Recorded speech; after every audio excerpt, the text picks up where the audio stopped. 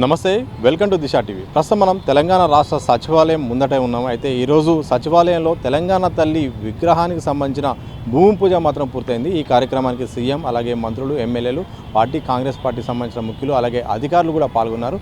ప్రధానంగా ఈ యొక్క తెలంగాణ తల్లి విగ్రహాన్ని గతంలోనే ప్రకటించినట్టుగానే సచివాలయం లోపల గొప్పగా పెడుతున్నామంటూ కూడా సీఎం రేవంత్ రెడ్డి మాట్లాడారు. అయితే ఇదే అంశంలో మాట్లాడుతూ కూడా డిసెంబర్ 9 అంటే సోనియా గాంధీ జన్మదిన సందర్భంగా పూర్తి స్థాయిలో విగ్రహాన్ని పూర్తి చేసి అప్పుడు ప్రారంభిస్తాం. అయితే హుటాహుటిన ఈరోజు ప్రారంభించడం గల కారణం ఏంటంటే మరికొద్ది రోజుల్లో మంచి రోజులు లేకపోవడంతో హుటాహుటిన ఉన్నపలంగా ప్రారంభించాల్సి వచ్చిందని కూడా సీఎం రేవంత్ రెడ్డి మాట్లాడారు. అలాగే తెలంగాణ తల్లి విగ్రహం విషయంలో మాత్రం బీఆర్ఎస్ నేతలు మాత్రం కావాలనే రాద్ధాంతం చేస్తున్నారు, వివాదం చేస్తున్నారు. మేము రాజీవ్ గాంధీని ఎప్పట్లాగే అన్ని విగ్రహాలతో పాటు ట్యాంక్ బండ్తో పాటు అక్కడ అనుకున్నాం. అందుకోసమే అక్కడ రాజీవ్ గాంధీ మహానీయులతో పాటు రాజీవ్ గాంధీ పెట్టాల్సి వచ్చింది. అలాగే తెలంగాణ సచివాలయం ఎంతో ప్రతిష్టాత్మకంగా తలమానిక కావాల్సిన ఈ సచివాలయం ముందట గొప్పగా ఉండడానికి తెలంగాణ తల్లి విగ్రహాన్ని సచివాలయం లోపల అంటే ద్వారం ముందట అంటే ద్వారం మెయిన్ గేటు ద్వారం మధ్యలో పూర్తి స్థాయిలో ఒక గొప్పగా కీర్తించేలా చూపించడానికి కూడా విగ్రహం ఏర్పాటు చేస్తున్నట్టు కూడా సీఎం రేవంత్ రెడ్డి స్పష్టం చేశారు. ఇదే సందర్భంలో సీఎం రేవంత్ రెడ్డి ఒక కీలకమైన వ్యాఖ్యలు చేశారు.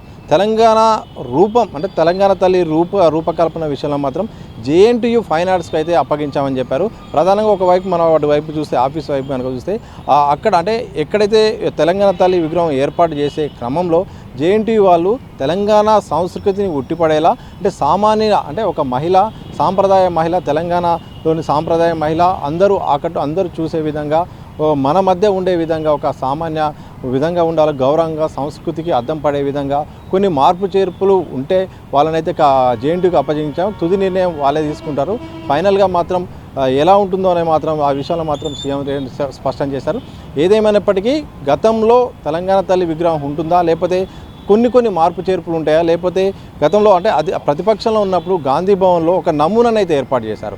ఆ నమూనాలాగా అదే నమూనాను మళ్ళీ పెడుతున్నారా అనేది మాత్రం ఇంకా తెలియట్లేదు, చర్చనీయాంశంగా మరి దాని విషయంలో మొత్తం మరికొద్ది రోజుల్లో క్లారిటీ రాబోతుంది. ఎందుకంటే తెలంగాణ రాష్ట్ర చిహ్నం పైన ఇప్పటికే సింబల్ విషయంలో కొన్ని మార్పు చేర్పులు చేసి మళ్ళీ ఒక రకంగా వివాదం రావడంతో దాన్ని ప్రస్తుతానికైతే నిలుపుదల చేశారు. మరి తెలంగాణ తల్లి విగ్రహం విషయంలో మాత్రం ఎట్లా ముందుకెళ్తారు అనేది మాత్రం వేచి చూడాల్సింది. ఏదైనప్పటికీ తెలంగాణ తల్లి విగ్రహం విషయంలో ఒకవైపు బీఆర్ఎస్ నేతలు ఆ తెలంగాణ సెంటిమెంటును కావాలని ఒక సెంటిమెంటును చేస్తున్నారని కూడా ప్రధానంగా ఇటు కాంగ్రెస్ వాళ్ళు అయితే అవుతున్నారు. చూడాలి మరి ఒకవేళ ఉన్నట్టుగానే గతంలో ఏదైతే తెలంగాణ తల్లి అని వాడుకలో ఉన్నట్టుగా అదే విగ్రహాన్ని పెడతారా, లేకపోతే జేఎన్టీయూ ఫైన్ ఆర్ట్స్ మార్పు చేర్పులు చేస్తుందా అనేది మాత్రం మరికొద్ది రోజుల్లో తెలుస్తుంది.